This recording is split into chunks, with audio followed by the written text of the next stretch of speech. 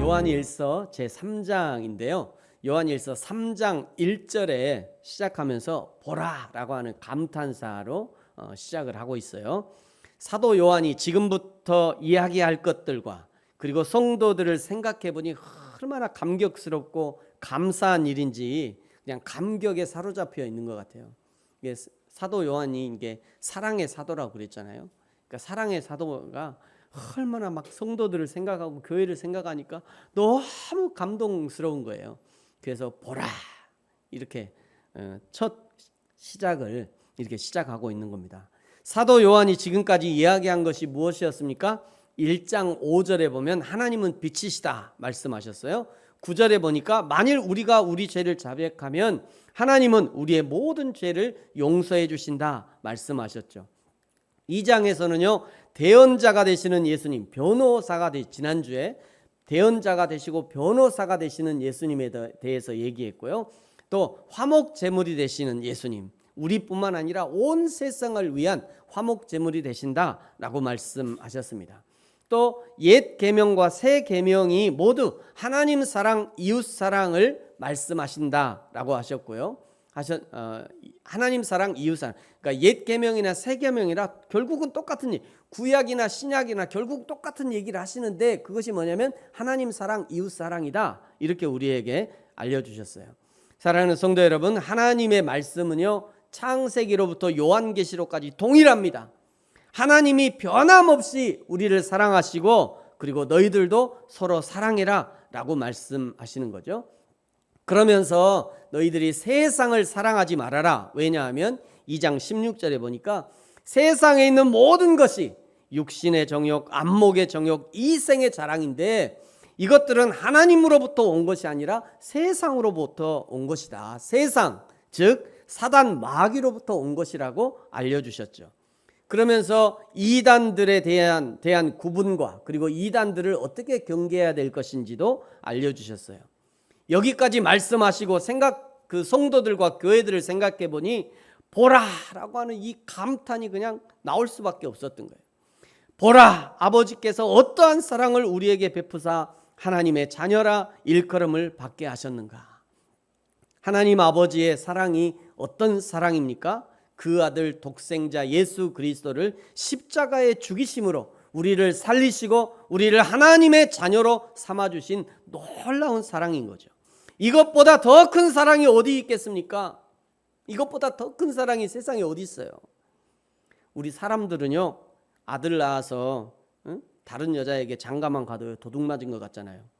안 그래요? 다 그러죠. 나 큰일 났어요. 우리 딸 어떻게 아들 낳았어요. 그 며느리가 아무리 이뻐도 그 아들 이제 장가 가면요 도둑 맞은 것 같아요. 그게 사람이잖아요. 그게 사람의 심리거든요. 그것만이 아니죠. 아따 또 저렇게. 근데 그게 인간의 심리라는 거예요. 딸을 낳아가지고 시집 보내면요 그 사위가 아니고 왼수지. 내가 어떻게 키웠는데 저 사위가 그냥 우리 딸을 공짜로 갖고 간다 이 생각이 드니까 막 서운할 것 같아. 나 큰일 났어요. 우리 딸들 어떻게 시집 보내야 되나. 이렇게 긍정적인 분이 계셔요. 또 우리 자식이요 시집 가고 장가 가서 손주를 안겨줘도 그 손주보다 내 아들 내 딸이 더 귀하게 느껴지는 거예요. 제가 물어봤어요. 실제 그러냐고. 그렇다고 그러시더라고요. 그래서 여기 손주들 있죠. 손주들 손녀들 잘 들으세요. 지금부터 외할머니 앞에서 니네 엄마 힘들게 하면 안 돼. 진짜로. 외할머니는 손주보다 딸이 더 가까워. 그러니까 외할머니 앞에서 손주가 말 안 듣잖아. 속상해. 그죠? 그렇지. 안 보이는 데 가서 꽉 꼬집어 버려. 손주가 아무리 이뻐도 손주 손녀가 아무리 이뻐도 있잖아. 내 딸 앞에서 말 안 듣는 손주는 결코 안 이뻐요. 그러니까 이게 사회생활을 잘하려면 잘해. 그 눈치껏 해야지 그거를. 응? 그래야 명절에 이거 선물도 주는 거야. 아니, 그 용돈도 주는 거지. 니네 자꾸 그러면 할머니가 용돈 안 준다. 원래 그 사람도 그런 거예요. 사람도 자기 자식이 이렇게 귀하다는 얘기예요. 그런데 하나님은 말이죠. 하나님은 독생자 아들 예수를 생면부지인 저와 여러분을 위해서 십자가에 달려 죽게 하셨잖아요. 이것보다 더 귀한 사랑이 어디 있겠어요? 지금 그 얘기를 하는 겁니다. 설령 내 기도의 응답이 늦어진 자 해도, 하나님이 남들보다 차고 넘치는 복을 주지 않으셨다 해도, 그 아들을 십자가에 죽게 하시고 우리를 대신 살려주신 것만 해도 세상에서 가장 큰 사랑을 우리에게 주신 거예요. 이미요. 이 한 가지만 해도 내 인생을 들여서 감사할 만한 그런 일인 거죠. 사랑하는 성도 여러분, 저와 여러분이 우리의 평생을 들여서 하나님께 감사하는 그런 인생이 되어지기를 예수님의 이름으로 축복합니다. 오늘 2절에 보면요, 지금은 우리가 그 하나님의 사랑으로 하나님의 자녀가 되는 영광을 누리고 있지만, 그러나 장래에는 우리가 어떻게 될 것인가? 2절 하반절에 보면요, 장래에는 우리가 그와 같을 줄을 아는 것은 예수님과 같이 된다는 거예요. 예수님과 같이. 에베소서 4장 2절에 보면요, 의와 진리의 거룩함으로 새 사람을 입게 된다 말씀합니다.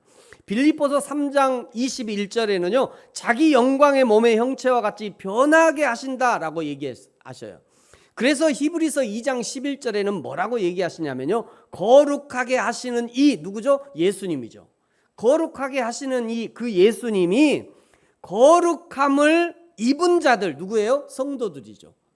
그러니까 거룩하게 하시는 이 예수님이 거룩함을 받은 자들, 성도들, 그 성도들이 다 한 근원에서 난지라, 그러므로 성도들을 어떻게 부르신다고 해요? 형제라 부르신대요.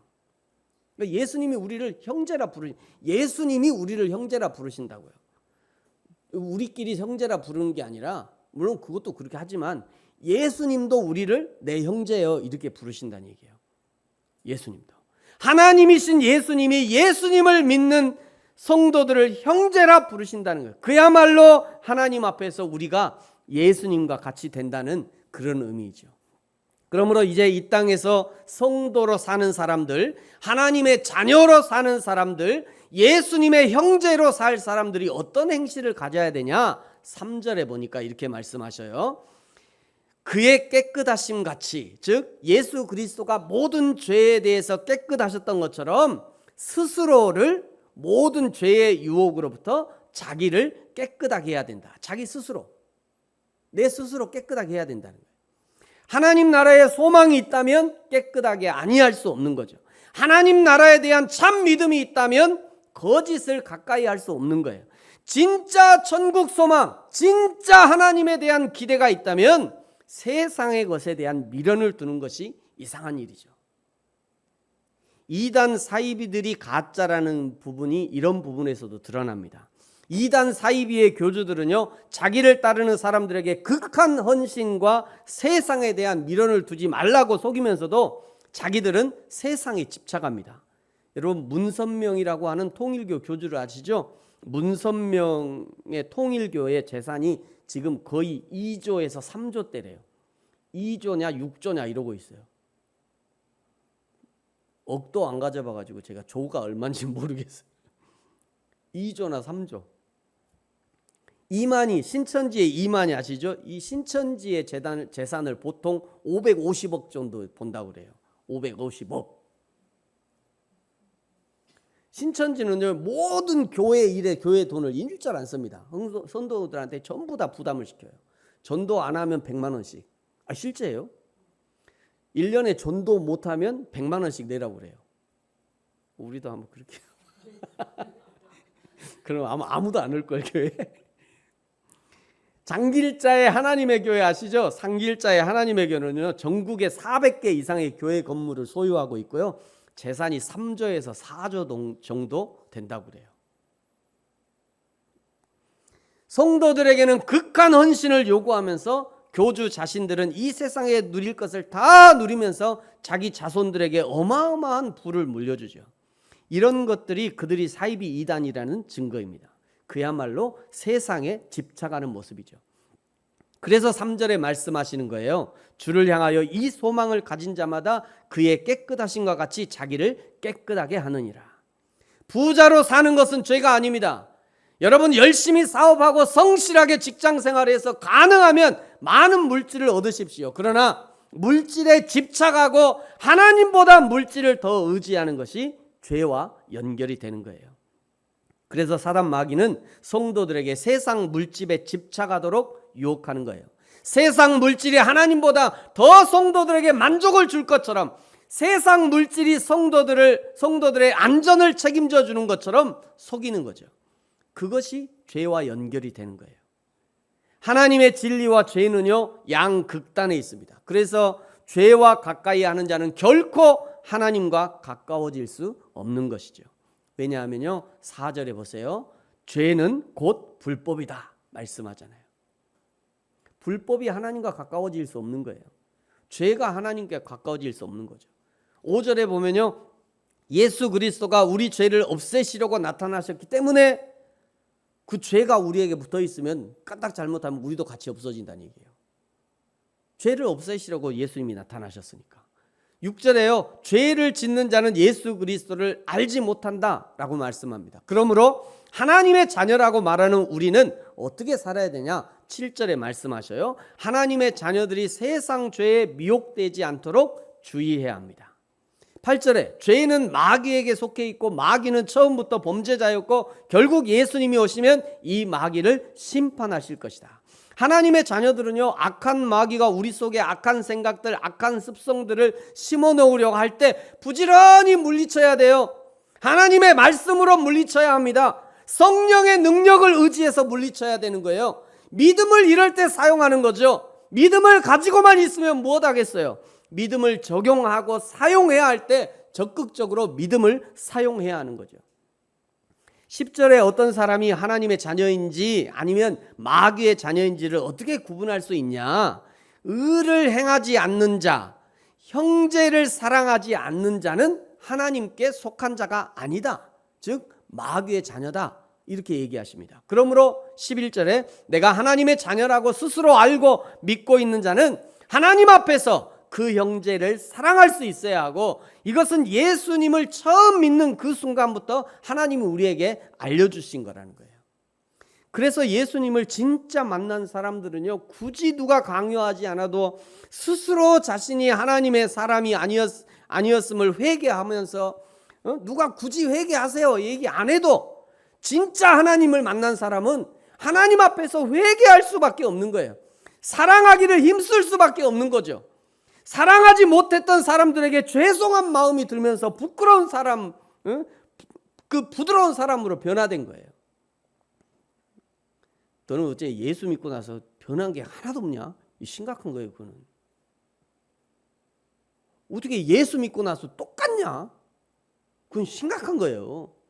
나 진짜 예수 믿는 사람들이 아주인지 돌아봐야 돼요. 어떤 사람이 제일 좋은 사람이냐? 야, 쟤 예수 믿고 다 베렸다야. 이 사람이 진짜 좋은 사람.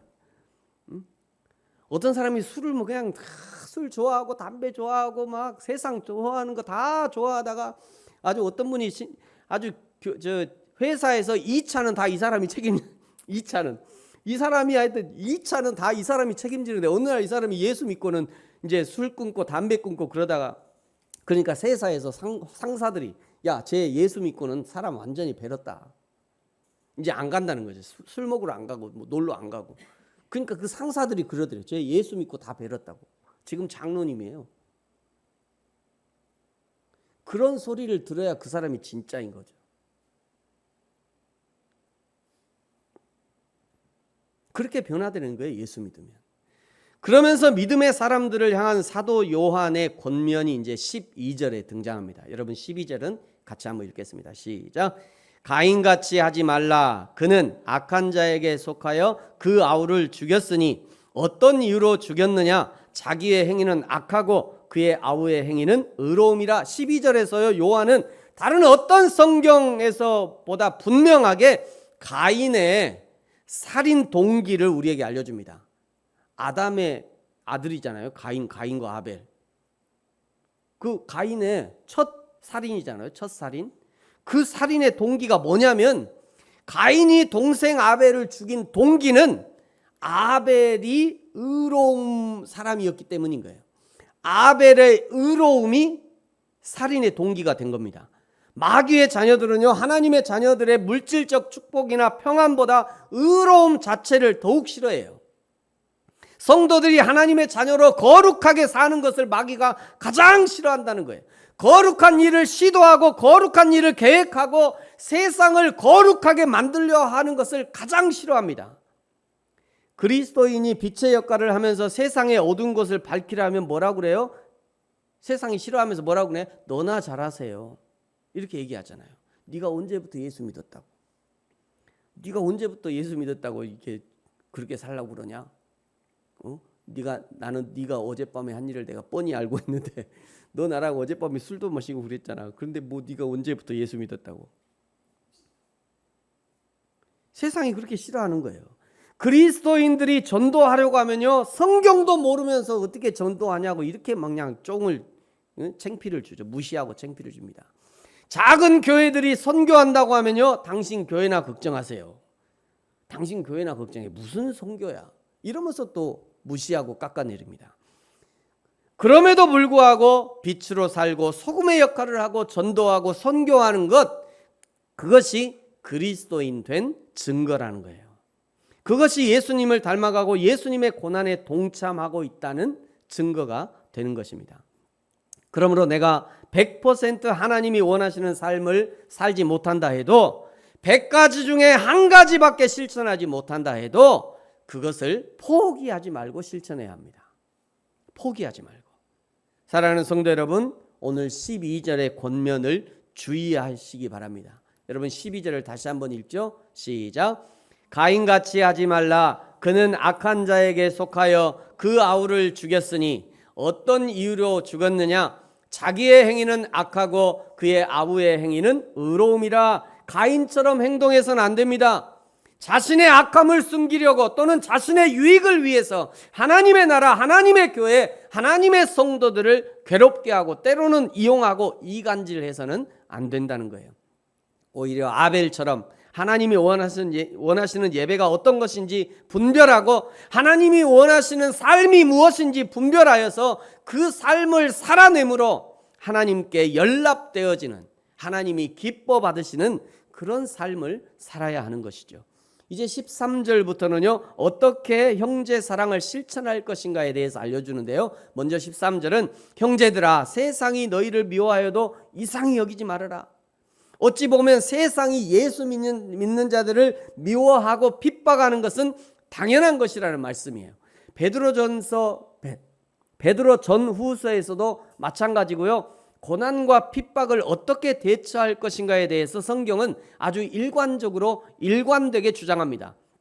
여러분 베드로 전서 4장 12절 13절 두 구절 같이 한번 읽겠습니다. 시작. 사랑하는 자들아, 너희를 연단하려고 오는 불시험을 이상한 일 당하는 것 같이 이상히 여기지 말고 오히려 너희가 그리스도의 고난에 참여하는 것으로 즐거워하라. 이는 그의 영광을 나타내실 때에 너희로 즐거워하고 기뻐하게 하려 함이라. 아멘. 불시험이 다가오거든 이상한 것으로 여기면서 피하거나 숨지 말고 오히려 즐거워하랍니다. 오히려 기뻐하래요. 왜 그런가 하면 그것이 곧 그리스도의 고난에 참여하는 일이 되기 때문이죠. 세상이 예수 그리스도를 알지 못하기 때문에 그리스도인들을 알아보지 못하는 것이고요. 세상이 예수 그리스도의 그 사랑과 희생을 알지 못하기 때문에 당연히 우리를 미워하고 핍박하는 것입니다. 그러나 우리는 어떻게 해야 되냐? 14절을 보세요. 우리는 형제를 사랑해야 된다 말씀하시죠. 15절에 그 형제를 미워하는 것이 살인이다 라고 말씀하셔요. 사랑이 아니면 곧 미움입니다. 중간은 없어요. 사랑 아니면 미움인 거예요. 미움이 곧 살인으로 마귀에게 속한 자들이 하는 것이 곧 미움인 것이죠.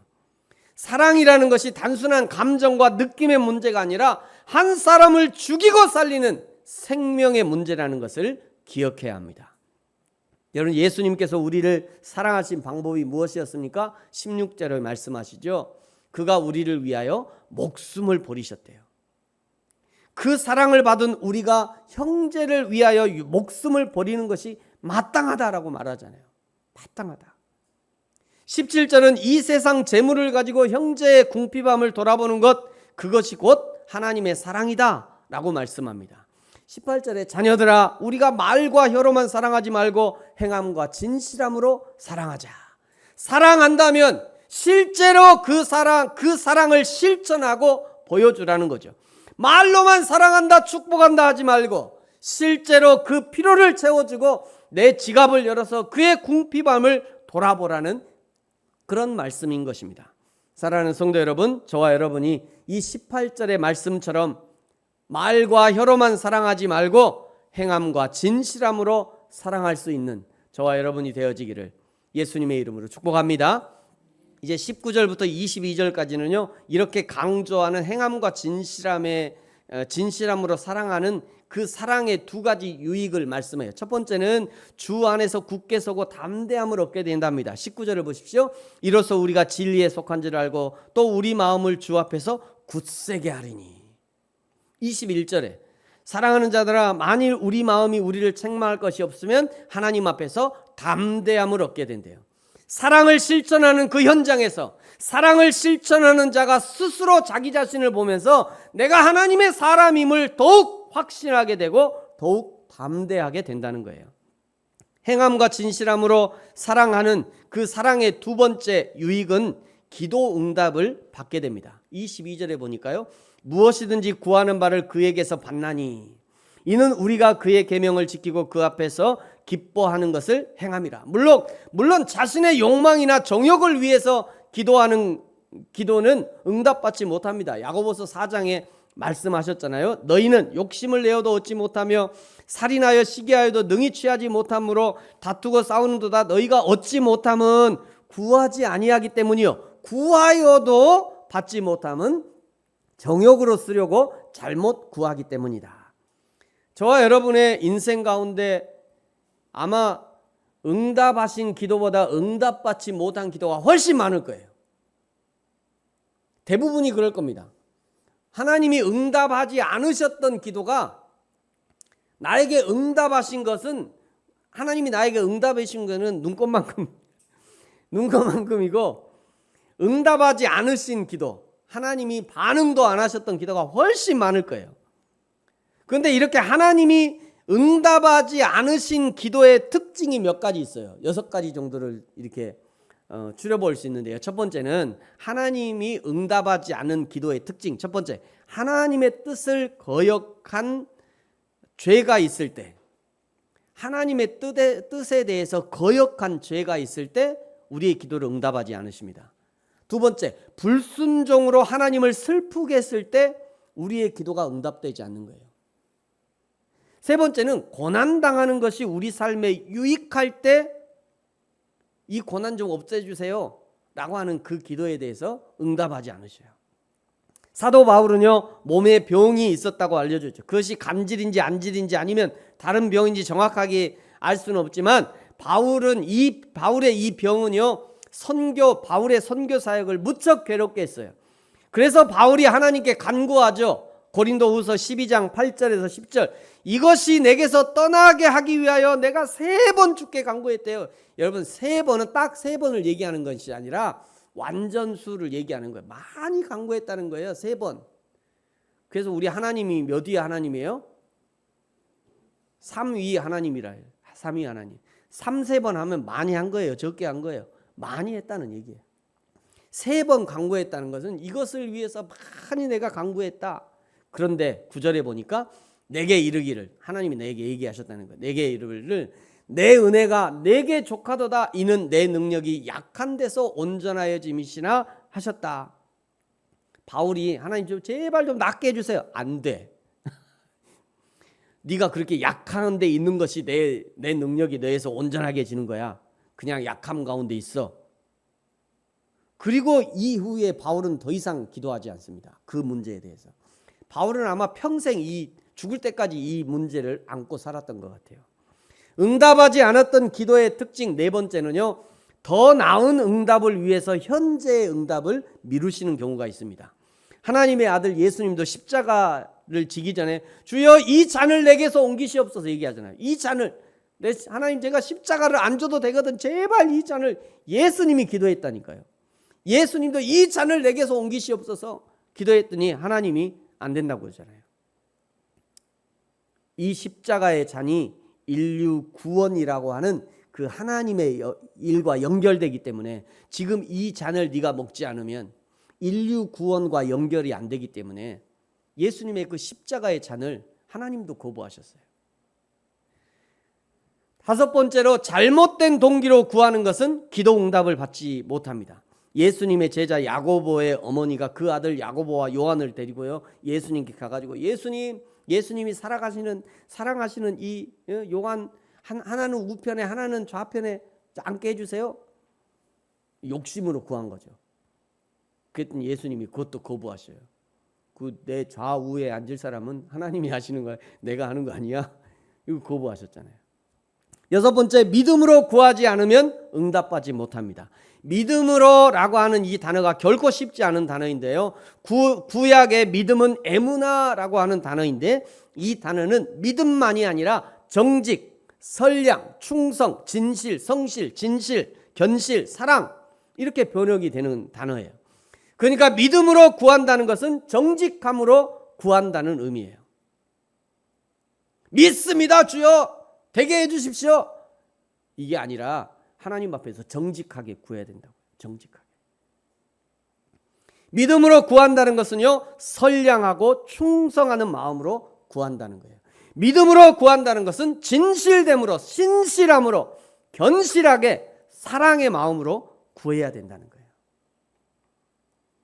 그러니까 여러분, 학생들은 공부 잘, 하나님 제발 우리 아들 공부 잘하게 해주세요, 이렇게 기도만 해서 되는 게 아니라 그 아들이 공부를 열심히 해야 돼. 현진이 알았지? 도진이도 엄마가 주여 우리 아들 공부 잘하게 해주세요. 네가 안 하면 안 되는 거야. 근데 네가 성실하게, 공부는 어디로 한대요? 엉덩이로 한다고 그러잖아요. 성실하게 그 아이가 책상에 앉아서 문제를 풀고 암기하고 그것을 성실하게 한 게, 그것이 믿음이라고. 그것이. 여러분, 신앙생활 하면서 누가 교회 잘 다니고 누가 믿음이 좋은 사람이든가요? 성질나면 교회 안 가는 사람은 절대 믿음이 좋아질 리가 없어요. 기분 나쁘면 교회 안 가고 막 이런 사람이 교회 믿음이 좋을 리가 없어요. 믿음도 성실하게, 비가 오나 눈이 오나 하나님 앞에 예배하고 기도하고 성경 읽고, 그것도 성실함인 거잖아요. 그런 사람이 믿음이 좋아지는 거예요. 믿음으로 구하지 않는 기도는 하나님이 응답하지 않으시는 겁니다. 믿음이 있으면 정직하고 충성하고 성실할 수 있는 거죠. 믿음이 없으니까 정직하지 못하고 충성하지 못하고 성실하지 못하는 거예요. 그러므로 우리가 어떻게 살아야 되냐? 이제 마지막 23절과 24절이 오늘 말씀의 결론처럼 어떻게 우리가 살아야 되는가를 말씀합니다. 여러분, 23절 24절 같이 읽겠습니다. 시작. 그의 계명은 이것이니 곧 그 아들 예수 그리스도의 이름을 믿고 그가 우리에게 주신 계명대로 서로 사랑할 것이니라. 그의 계명을 지키는 자는 주 안에 거하고 주는 그의 안에 거하시나니 우리에게 주신 성령으로 말미암아 그가 우리 안에 거하시는 줄을 우리가 아느니라. 아멘. 먼저 예수 그리스도를 믿고, 먼저 믿어야 됩니다. 그 다음에 서로 사랑하라 말씀하셔요. 예수 그리스도를 믿는 것이 우선인 거예요. 예수 그리스도를 믿어야 그 속에서 생명의 샘이 흘러나오고 그 흘러나오는 생명의 생수로 다른 사람에게도 생명의 생수를 공급할 수 있는 참 사랑이 가능하게 되는 것입니다. 이것이 예수 그리스도와 연합된 연합의 신비인 것이에요. 사랑하는 성도 여러분, 저와 여러분을 통해 이 예수님의 사랑, 영원히 솟아나는 생수 되시는 예수님의 사랑이 이웃에게, 형제와 자매들에게 흘러넘쳐서 우리의 가정을 살리고 가문을 살리고 이웃을 살리고 나라와 민족을 살리는 저와 여러분이 되어지기를 예수님의 이름으로 축복합니다. 기도하겠습니다.